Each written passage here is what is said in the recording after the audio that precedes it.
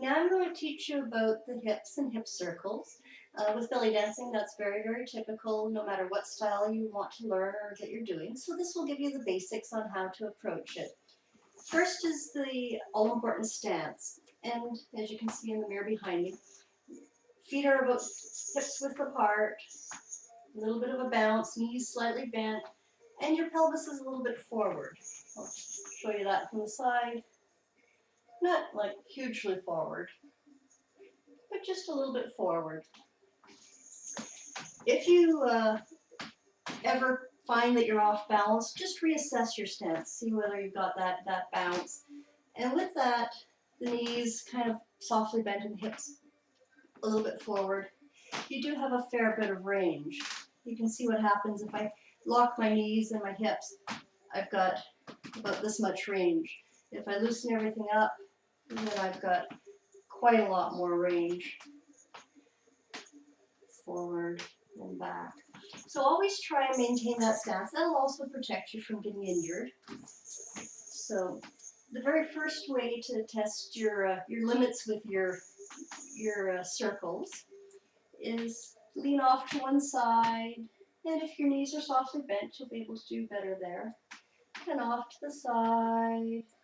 Don't hurt yourself, just feel where your limits are today. And as you get used to it, you'll be able to get much bigger circles. Try forward and back. Just kind of notice what your body can do with that. And then connect the points. Off to one side, then forward, then back, then off to one side.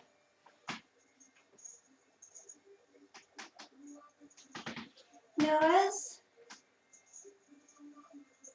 you're doing circles, just notice what your limits are and then come back to center. Always come back to center and then change direction. Just notice how that feels.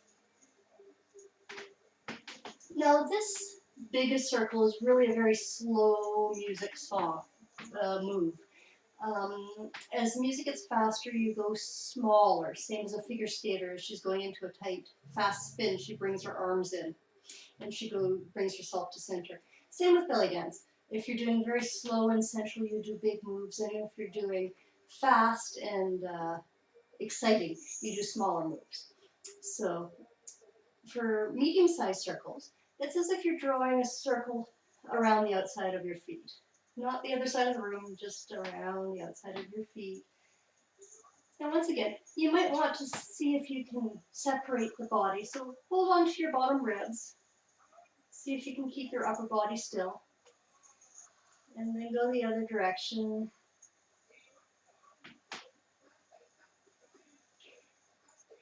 And then come back to center. And we're going to do smaller circles too. And that's as if you're just drawing a little circle between your feet. And with that, or all circles, you can go up and down a little bit if you want. This move I've heard called the spice grinder, which is a little bit saucy. And the faster you are, the more your owner might like it.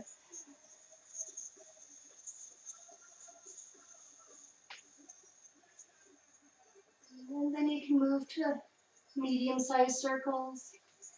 And then you can move to larger circles. And then come back to center, larger circles, medium circles, small circles, and then give yourself a moment to relax. So that's it for circles. You can also use circles with a bounce. If the music's fast but you want to do a large circle, you can just kind of bounce your way around so that you're not going through the circle too fast, but the little bounce is holding on to the beat. You can use circles to turn yourself too. Especially with big circles, there's a bit of momentum and your feet want to just shift. So every time you do a circle, use one foot as the pivot and the other foot kind of walking around the pivot point as you're doing your hip circles. This foot will be the pivot. And with every single move, I just let the other foot shift.